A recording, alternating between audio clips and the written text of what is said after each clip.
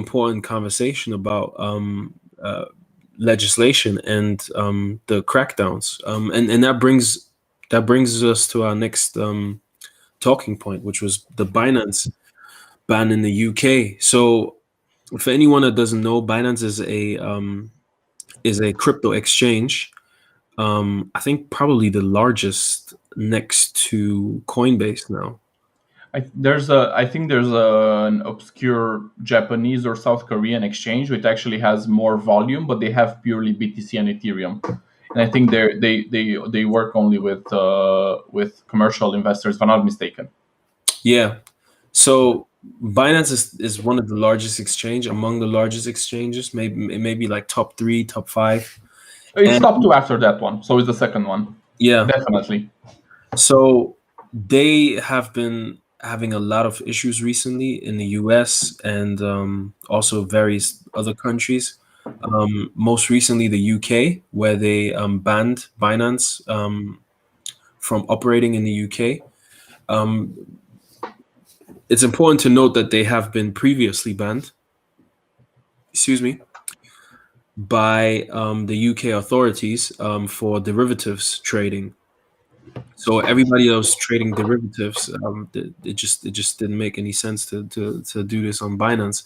So this doesn't obviously mean it's the end of the road for them. It just means that they will probably launch a different service that doesn't include all of the things that the UK authorities don't agree with. Hmm. But in general, I would stay a little bit away from it. And this is making me a little bit bearish on the Binance coin because, um, if you looked at the amount of things that are popping up with Binance, I think after the authorities went after go after Ripple, there's a high likelihood that they'll be going after Binance. So, do your stuff on Binance. I don't think that's gonna change anything about the coins. It's not relating to Binance, but Binance Coin BNB might be affected by this. So just, if you're trading in any of this, if you're holding this coin, just be aware, do your own research, see what might happen, the same as is happening with Ripple. What's interesting with Ripple is that the crowd is so bullish that even though the founders have been found to do fraudulent activities, not doing proper audits. I think one of the founders wanted to withdraw like 1 billion, and then a bunch of the people in the company sued him, and it stopped him from doing that. But people are still pumping Ripple. So for me, that's enough of a red flag. But I guess for others, it's not. It's not just that. I mean, if I'm not mistaken, the main Fed case is because they're a super dubious token slash coin, in the sense that they're also an asset, but they're the currency as well. So basically, the whole lawsuit, if I'm not mistaken, is about what is their status. Are they a currency, or are they a coin? Are they an asset? And that's the main thing regarding that. I'm not sure if similar things are going to happen to Binance, because Binance Coin, well, they don't have these problems, and they're a smart contract first. I don't know. I get your vibe, but I'm not sure they're gonna come after them more than they have. And regarding the fact that they have come after the exchange, I think it might be, first off, I think it might be good, in the sense that Binance is one of the oldest active exchanges. They have had hacks in the past, but they haven't had any in recent times. Like you said, they have a lot of features. They're a pretty powerful entity, and the fact that they're like a snowpiercer right now, going through regulations. And yeah, like you said, I think they had some problems in the US. They had some problems in Canada. They're having these problems now in the UK. But I mean, in a positive way of looking at things, I think this will do well for them in terms of their versatility and their prototyping.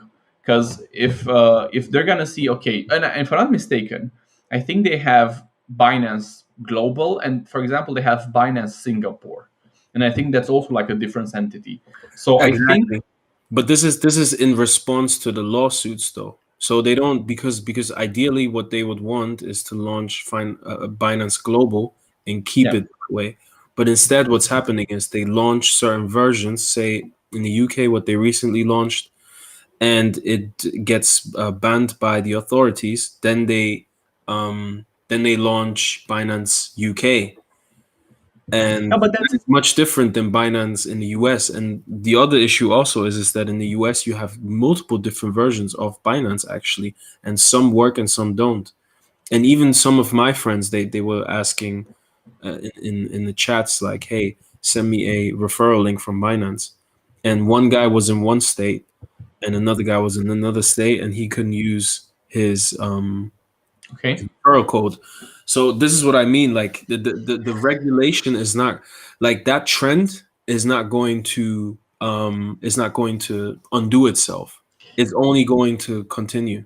Yeah, but if they're smart about it, they will have prototyped it from Singapore. Worst case, they have some prototypes from the US.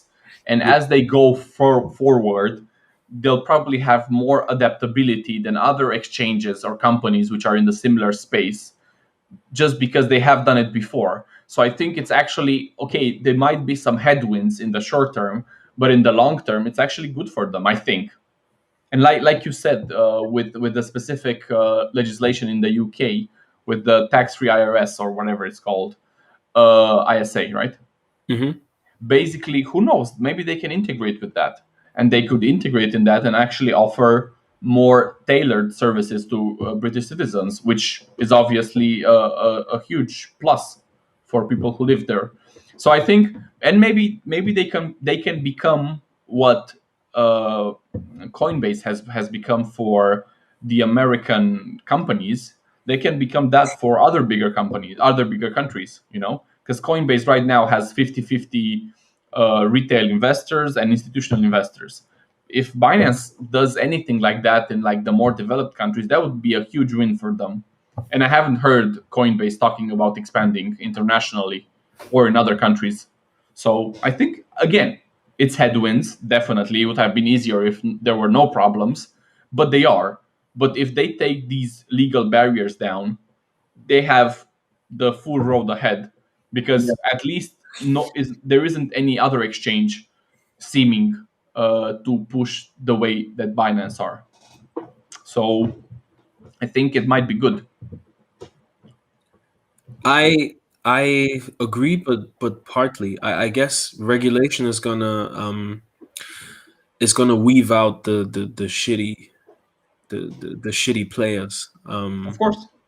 So that's a plus for everybody. You know what I mean? Like things are less likely to go to zero. Or well, at first a lot of things will probably go to zero. But in the long term, things are less likely to go to zero.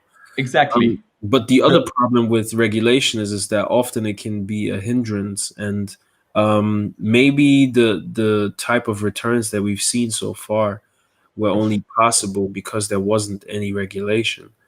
So that's another thing. So I'm optimistic, but at the same time, I'm a little bit weary about all of this regulation coming in because that's the one thing that often stops a space from flourishing when there's too many rules. And Mhm. part of the reason why crypto has been flourishing so far is because there's just been not that many rules. It's been the wild, wild west, so to say. Yeah. And like for example, if you look at the internet, it's kind of the same things with Facebook and Google, and for example, taxation and censorship and other aspects. Like the difference is the internet, while it's international, companies are somewhat specific to certain countries. Like but in this term, crypto has been global from the beginning. So yeah, it might be headwinds for the whole how should I say, for the whole space to go another 1000x, Yeah. but that doesn't mean it doesn't have potential. It's still borderless, it's still decentralized, It still offers a lot of solution, a lot of rails for different services. So it's still good. But yeah, probably we won't see another 100x of the whole space in the next 2 years. That's not going to happen. Plus, it's already kind of big enough. Like, it doesn't have the It's not capacity. big enough. No, I mean, it needs time to grow, like with most investments. Like, there might be some crazy growth phase, but after that crazy great growth phase, usually there's a downside, or at least a sideways consolidation of the value of that asset. So yeah, crypto will likely not do another 100x in the next 2 years. It will consolidate, it will build, and maybe, yeah, in a couple of years it will fly again. That's my personal view on it, though. But yeah, so regarding this whole thing with regulations, I think, yeah, exchanges will have to sort out the kinks. But then you have the idea of decentralized